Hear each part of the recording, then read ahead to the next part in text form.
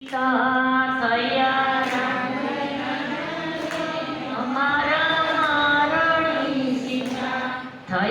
રામજી રાજાની અમારા મારણી સીતા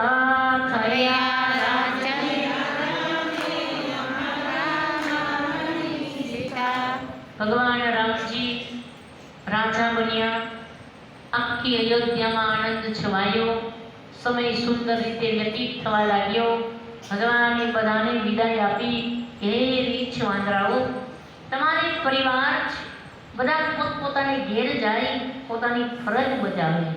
કહેવાય છે નિષાદ રાજગુહ છે, એના નેત્રો ભરાયા છે. પ્રભુ આપના સાનિધ્યમાં આટલો સમય રહ્યા, હવે તમારા વગર કેમ જીવાશે? બધી વાત સાચી છે, પણ તું પણ એક વનનો રાજા છે, વીરનો. માટે જા ગુહ, મારી આજ્ઞા છે. જ્યારે તને ઈચ્છા થાય ને મારી યાદ આવે ને, ત્યારે સદા રહે એવું પૂર આવત જાતા, અહીં આવતો જાતો રહેજે. કારણ કે ભગવાનને પણ એના માટે ભાવ છે. એટલે ભગવાન કે હું તને મળી લઉં, કદાચ હું ના આવી શકું તો તું તો અહીં આવજે. નિષાદ રાજાને વિદાય દીધી. વિભીષણજી રડ્યા છે. ભગવાને એને પણ કહી દીધું, અવસર મળે ત્યારે વિભીષણ મને યાદ કરજે, હું તારી સમક્ષ આવીશ અને તને ઈચ્છા થાય તો તું આવજે. અંગદને જવું નહોતું, અંગદને વિદાય આપી. તમામ રીછ વાંદરાઓને વિદાય આપી.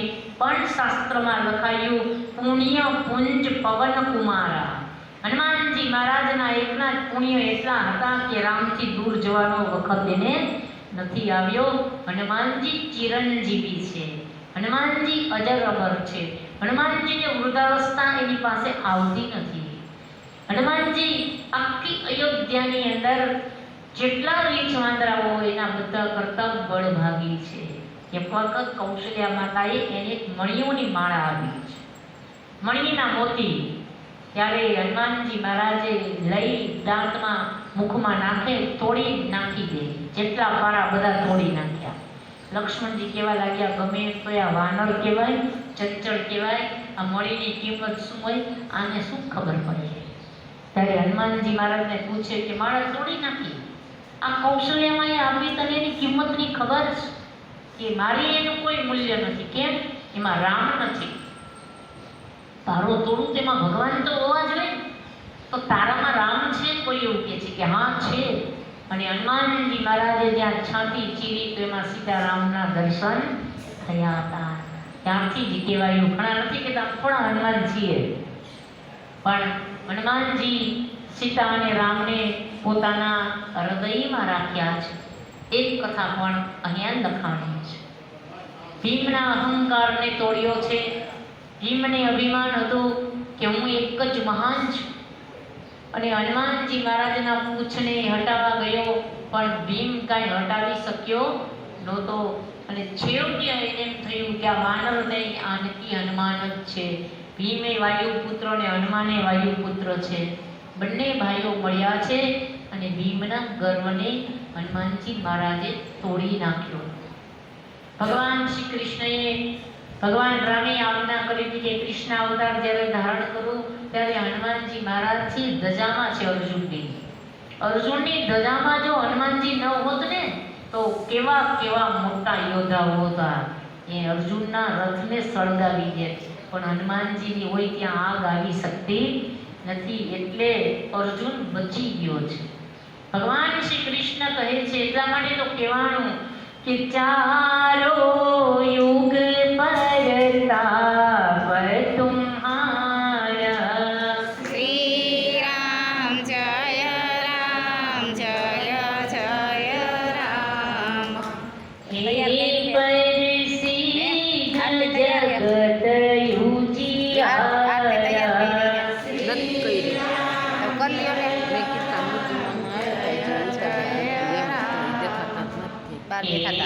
પરસિદ્ધ જગત ઉજિયારા.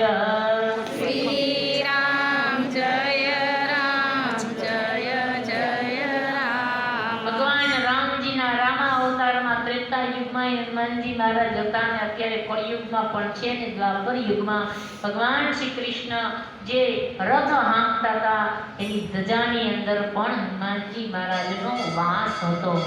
એટલે તો દ્રોણાચાર્ય એના રથને સળગાવવાનો પ્રયત્ન કર્યો ને ત્યારે એના રથને કાંઈ કરી શક્યા નહોતા. કર્ણના રથની અંદર કર્ણે બહુ બાણ ચલાવ્યા.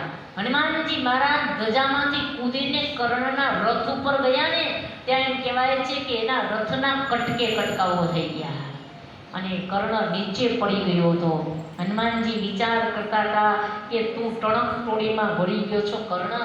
પાપીઓને દુશાસનને દુર્યોધન જે નારીના ઘર સભામાં ચીરહરણ કરે એને તું સાથ આપે એટલે હું તને સાથ આપવાનો નથી, હું તને વિક્ષેપ જ કરવાનો છું.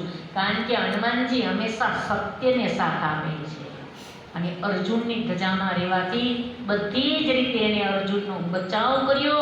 એ કથા પણ સંકટ મોચન હનુમાન મહાપુરાણમાં લખવામાં આવી. તુલસીદાસજીની કથા પણ આવી કે તુલસીદાસજી ગંગાજીના ઘાટે બેસતા હતા. કાશીમાં લગભગ મહાપુરુષો ગયા છે. મીરાબાઈ પણ કાશીમાં ઘણું રોકાયા, તુલસીદાસજી રોકાયા, કબીર સાહેબ રોકાયા. કાશી એ એવી એક નગરી છે જ્યાં બધા દેવોનો વાસ છે, ગંગા મૈયાનો વાસ છે.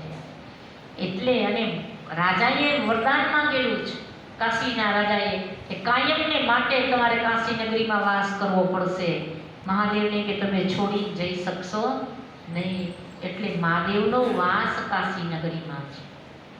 હનુમાનજી મહારાજ જુએ છે કે તુલસીદાસજી ચંદન ઘસે છે, રામ ને લક્ષ્મણ બંને ભાઈઓ આવે છે, સાધુના રૂપમાં આવે છે.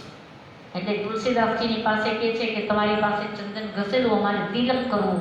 તિલક કરતા હતા પણ એને કાંઈ ખ્યાલ આવ્યો નહીં. હનુમાનજી મહારાજે પોપટનું રૂપ લીધું અને તુલસીદાસજી જે વૃક્ષની નીચે બેઠા હતા એના ઉપર એને પોતે દોહો ગાયો કે ગંગા નદી કે ઘાટ ભર ભય સંતન કે વીર, તુલસીદાસ ચંદન ઘસે તિલક કરે રઘુવીર. જો તો ખરા તમારી સામે કોણ છે? એ ભગવાન છે જેની તમે કથા ગાઓ છો, રામ કથા. ઓળખાણ કરાવી દી હનુમાનજી મહારાજે. એ છે સંકટ મોચન હનુમાનજી. કવન સો કાજ કઠિન જગ માહી, શ્રી રામ જય રામ જય જય રામ. જો નહીં હોઈ તાત તુમ પાઈ, શ્રી રામ જય રામ જય જય રામ. હનુમાનજી મહારાજ જગતની અંદર એક કાર્ય એવું નથી જે માણસનું ન કરે. હનુમાન ચાલીસાનો પાઠ કરવાથી બધું સુલભ થાય છે. એ જ રીતે અહીંયા પણ લખાયું કે સંકટ મોચન હનુમાન પુરાણની જે કોઈ કથા કહેશે, જે ગાશે, જે સાંભળશે, જીવનમાંથી આવતા તમામ પ્રકારના સંકટોનો એનો નાશ થશે, રોગનો નાશ થશે, શોકનો પણ નાશ થશે અને એના જીવનમાં મંગલ થશે. એના અનેક પ્રકારના જે કાંડ છે જીવનના એ સુંદર ભગવાન હનુમાનજી બનાવી દેશે એવો આશીર્વાદ આપી અને અહીંયા હનુમાન મહાપુરાણની કથા વિરામ તરફ જઈ રહી છે. શિવ